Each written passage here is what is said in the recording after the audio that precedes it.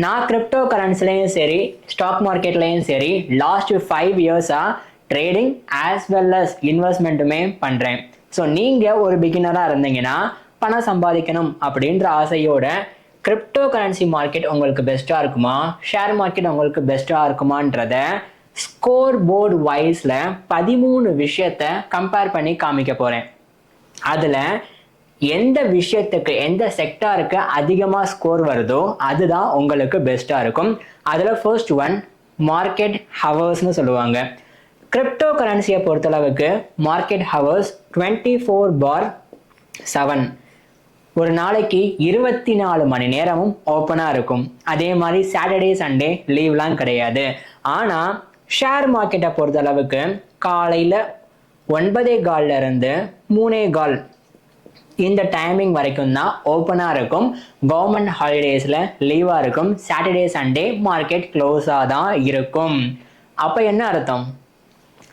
ஒர்க்குக்கு போகிறவங்களா இருந்தீங்கன்னா நீங்கள் உங்களுடைய ஒர்க்கிங் டைமில் தான் இந்த ஷேர் மார்க்கெட்டுமே ஓப்பனாக இருக்குன்றதுனால மேபி பிகினருக்கு கொஞ்சம் டென்ஷன் அதிகமாகும். அதே கிரிப்டோ கரன்சி மார்க்கெட்னா நீங்கள் வேலைக்கு போயிட்டு வந்ததுக்கு அப்புறமா கூட ஈவினிங் வந்து கூட இந்த கிரிப்டோ கரன்சியில் ட்ரேடிங் ஆர் இன்வெஸ்ட்மெண்ட் பண்ணும்போது உங்களுக்கு பேசிவாக இன்கம் ஜென்ரேட் ஆகிறதுக்கு வாய்ப்புகள் இருக்குது.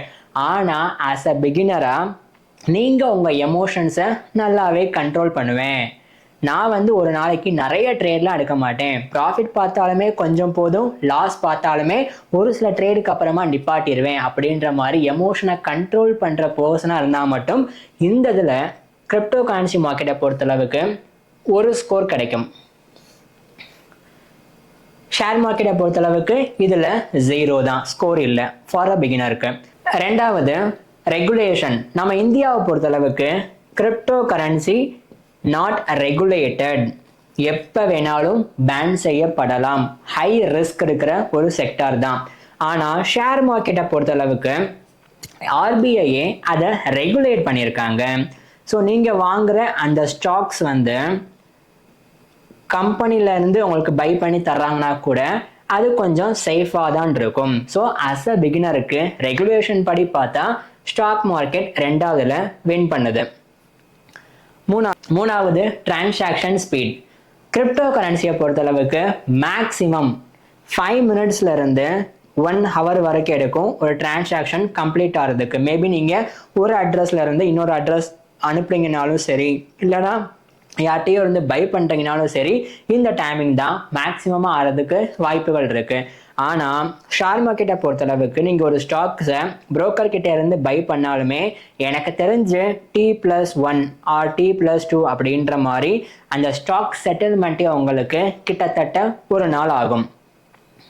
அப்போது மூணாவது பேசிக்காக பார்த்தீங்கன்னா ஷேர் மார்க்கெட் கிரிப்டோவை விட கீழே இருக்கு. ஸோ கிரிப்டோ மார்க்கெட் இன்னும் ஒரு பாயிண்ட் எக்ஸ்ட்ராவாக போகுது.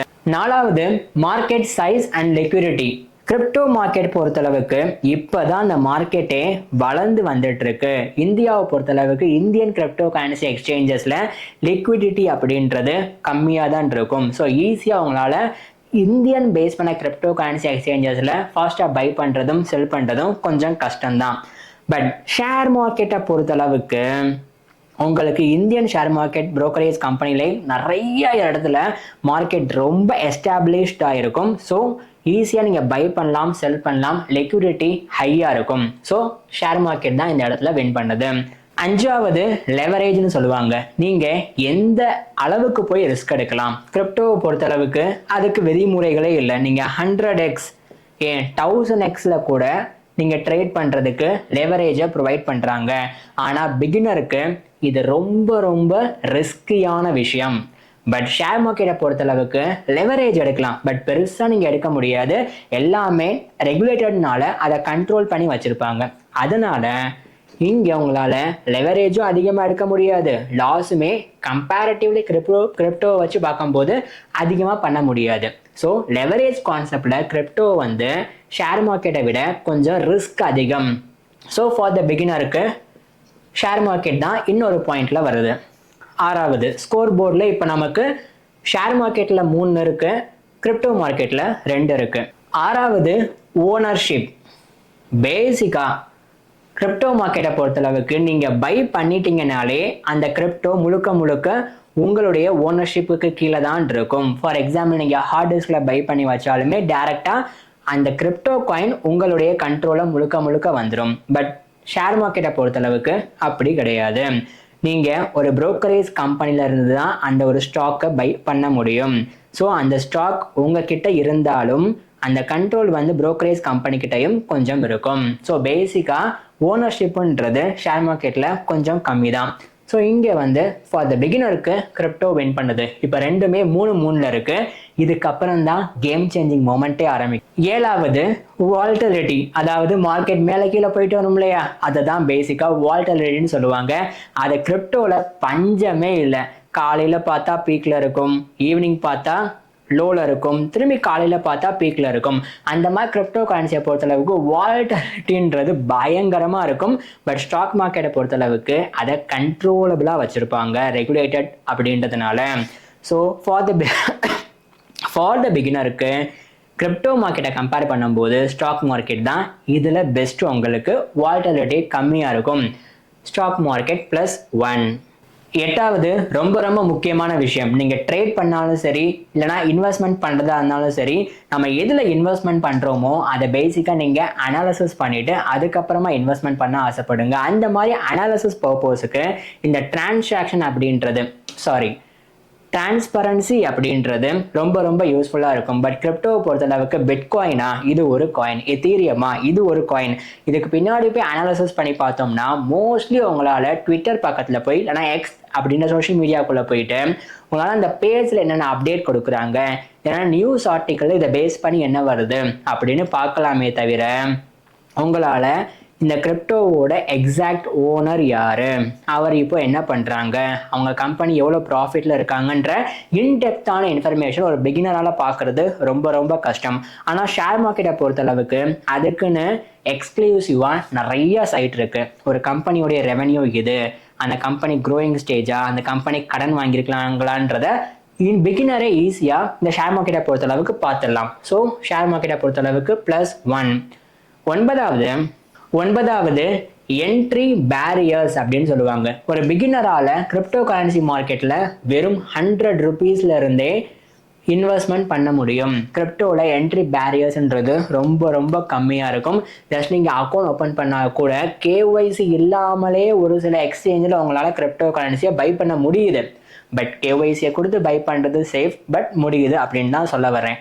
ஷேர் மார்க்கெட்டை பொறுத்தளவுக்கு நிறைய பேப்பர் ஒர்க் இருக்கும். ஃபர்ஸ்ட் ஆஃப் ஆல் நீங்கள் அதெல்லாம் முடிச்சதுக்கு அப்புறம் தான் கேஒய்சி சப்மிஷன் அப்படின்னு நிறைய விஷயம் ஃபார்மாலிட்டி முடிச்சதுக்கு அப்புறம் தான் உங்களால் வெரிஃபைடு இன்வெஸ்டர் ஆர் ட்ரேடரா ஷேர் மார்க்கெட்டுக்குள்ளே என்டர் ஆகிட்டு ஒரு ஸ்டாக்கை பை பண்ண முடியும். அதே மாதிரி நீங்கள் ஒரு ஸ்டாக்கை பை பண்ண ஆசைப்படுறீங்கன்னா அந்த ஒரு குவான்டிட்டியை உங்களால் ஒரு குவான்டிட்டியாக தான் பை பண்ண முடியும், அதை ஸ்ப்ளிட் பண்ணுறது முடியாது. ஸோ ஒரு ஸ்டாக் 1000 ரூபீஸ் இருக்குன்னா நீங்கள் அந்த இடத்துல மினிமம் 1000 ரூபீஸ் தான் இன்வெஸ்ட்மெண்ட் பண்ணணும்.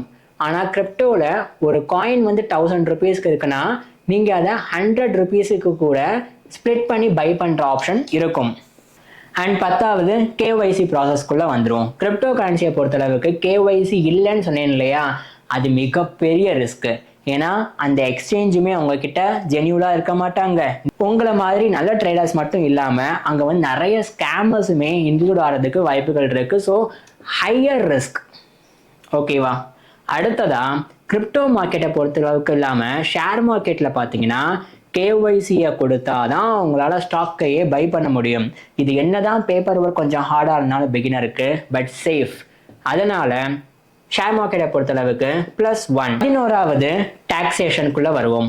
டாக்ஸை பொறுத்தளவுக்கு கிரிப்டோவில் ஃப்ளாட் டாக்ஸ் 30%, இங்கே டாக்ஸ் +1% டிடிஎஸ்னு இருக்கும். பட் ஷேர் மார்க்கெட்லையுமே உங்களுக்கு அந்த டாக்ஸ்ன்றது இருக்கு. பட் அது வந்து நீங்கள் ஓகே நம்ம இந்த ஸ்டாக் வாங்குறோமா, இங்கே பை பண்ணால் இங்கே செல் பண்ணால் ப்ராஃபிட் பார்த்துலாம்னு கொஞ்சமாவது பிளானிங் பண்ணுறதுக்கு அந்த டாக்ஸேஷன் உங்களுக்கு யூஸ்ஃபுல்லாக இருக்கும். பட் கிரிப்டோவை பொறுத்தளவுக்கு ஹை டாக்ஸேஷன் இப்போ ரீசெண்டாக இந்தியாவில் போட்டிருக்காங்க. அதனால் மேபி கிரிப்டோவை கம்பேர் பண்ணும்போது ஸ்டாக் மார்க்கெட் தான் திரும்பவும் வின் பண்ணுது. 12வது செக்யூரிட்டி அண்டு சென்டிமெண்ட்னு சொல்லுவாங்க.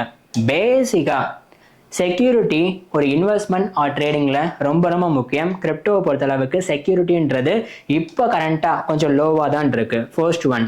ஷேர் மார்க்கெட்டை பொறுத்தளவுக்கு ஹை செக்யூரிட்டி, நான் முன்னாடியே சொன்ன மாதிரி. அண்ட் சென்டிமெண்ட் வைஸ்னு பார்த்தோம்னா கிரிப்டோ மார்க்கெட் ஒரு சின்ன நியூஸ் வந்தால் கூட பயங்கரமாக வால்டிலிட்டி ஆகும்.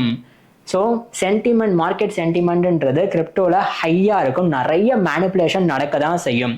ஆனால் இங்கே ஷேர் மார்க்கெட்டை பொறுத்தளவுக்கு இன்ஸ்டிடியூஷனல் இன்வெஸ்டர்ஸ் அப்படின்றவங்க தான் மோஸ்ட்லி மார்க்கெட்டை வால்டிலிட்டி பண்ணுவாங்க. ஸோ அந்த இடத்துல கிரிப்டோவை கம்பேர் பண்ணும்போது லோவாக இருக்கும். அதே மாதிரி செக்யூரிட்டி ரீசன்ஸில் ஒரு சில மீம் காயினை உங்களால் அனாலிசிஸே பண்ண முடியாது, நல்ல காயினா கெட்ட காயினா அப்படின்னு ஒரு பிகினர்னால. ஆனால் அதில் போய் இன்வெஸ்ட்மெண்ட் பண்ணிட்டீங்கன்னா நிறைய ரக் பூல்ஸ் ஆஃப் த காயின்ஸுமே அங்கே நடக்கும். ஸோ அதில் உங்கள் பணம் லாஸ் ஆகிறதுக்கு வாய்ப்புகள் அதிகமாக இருக்குது. மறுபடியும் செக்யூரிட்டி அண்ட் சென்டிமெண்ட்லையுமே ஷேர் மார்க்கெட் தான் வின் பண்ணுது. ஸோ டோட்டல் ஸ்கோர்னு பார்த்தோம்னா 12 அவுட் ஆஃப்ல கிரிப்டோ 4, ஷேர் மார்க்கெட் 8. ஸோ ஒரு பிகினருக்கு கிரிப்டோவை விட ஷேர் மார்க்கெட்டில் ட்ரேட் பண்ணி பழகிறது ரொம்பவே ஈஸி. ஒன்ஸ் நீங்கள் பழகிட்டீங்கன்னா கொஞ்சம் அதிகமாக ரிஸ்க் எடுக்க விரும்புனா மட்டும் இந்த கிரிப்டோக்குள்ளே வந்து அங்கங்கே இன்வெஸ்ட்மெண்ட் பண்ணி ப்ராஃபிட் பார்க்கலாம். பட் எந்த இடத்துல இருந்தாலும் ட்ரேடிங்னாலே கொஞ்சம் ரிஸ்க் இருக்குது. எமோஷன்ஸை கண்ட்ரோல் பண்ண ஃபர்ஸ்ட் ஆஃப் ஆல் கற்றுக்கோங்க.